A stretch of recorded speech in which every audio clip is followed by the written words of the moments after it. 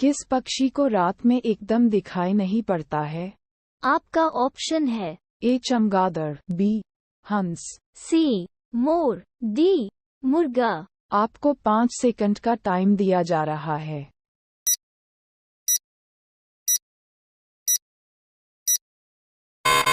आपका सही ऑप्शन है डी मुर्गा। आप लोग अपनी मम्मी पापा से प्यार करते हो तो वीडियो को लाइक, चैनल को सब्सक्राइब जरूर करें।